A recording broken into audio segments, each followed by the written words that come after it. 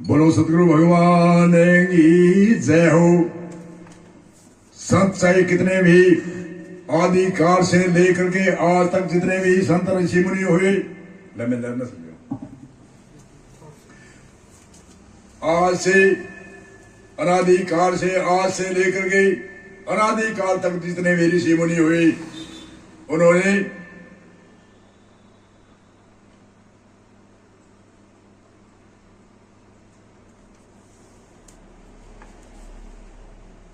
जो भी ऋषि मुनि होते हैं उनके भी ऋषि मुनियों के भी नाम रूप लीला और धाम है। जैसे कोई भी महान पुरुष का नाम और उनका रूप और धाम कहते हैं उस स्थान को, और लीला कहते हैं जिसने त्याग तपस्या करके जहां साधना करी है, अपने आत्म अनुभव किया है और अनेक साहित्य इतिहास आदि ग्रंथ लिखे हैं। उन तपोभूमि को जो जहां भी ऋषि मुनि जहां तपे हैं उनको तपोभूमि को स्थान कहते हैं, धाम कहते हैं।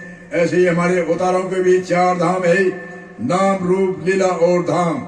जैसे राम का नाम रूप, जैसे राम का रूप अलग और कृष्ण जी का रूप अलग,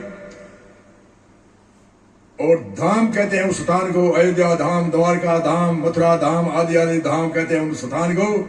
लीला कहते हैं जो भी अवतार हमारे हुए उन्होंने जो कार्य किया, जो भक्तों के उद्धार के लिए कार्य किया, धर्म की स्थापना के लिए कार्य किया।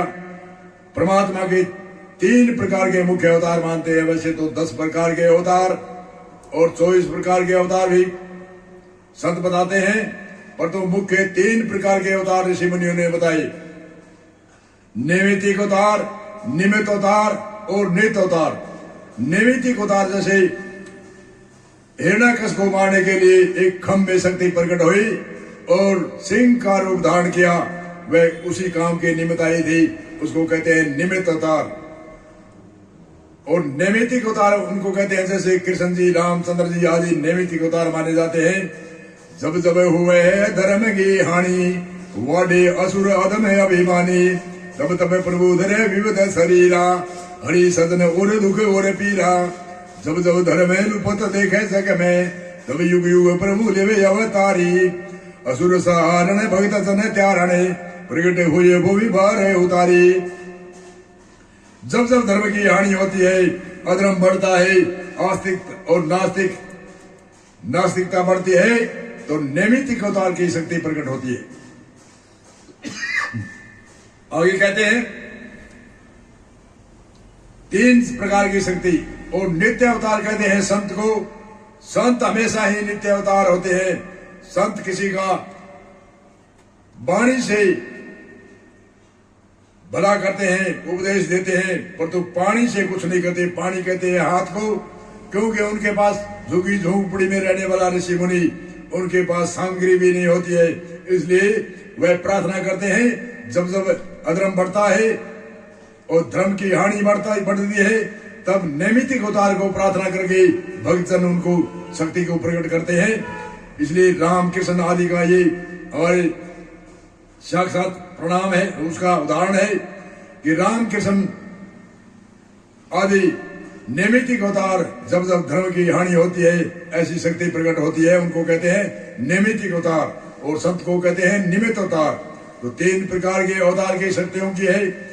और परमात्मा तो सर्वशक्तिमान है, उनकी कोई सीमा नहीं है, फिर भी संतों ने उनके विशेषणों की गुणगान किए है। परमात्मा गुरु ब्रह्मा, गुरु विष्णु, गुरु साक्षात महेश्वर, गुरु पार ब्रह्म तस्मै श्री गुरुवे नमः। एक पार ब्रह्म रूप चतुर्धर, एक परमात्मा पार ब्रह्म परमात्मा की शक्ति है। चतुर्धर कहते हैं 4 प्रकार से कार्य होता है संसार का। ब्रह्मा होकर उत्पत्ति करते हैं और वेद प्रकट करते हैं। विष्णु होकर के विश्व की पालना करते हैं और धर्म हेतु अवतार लेते हैं। और रुद्र होके दुष्ट को रुलाना और अचल राम मुमुक्षु के तारण गुरु मूर्ति लेता धार।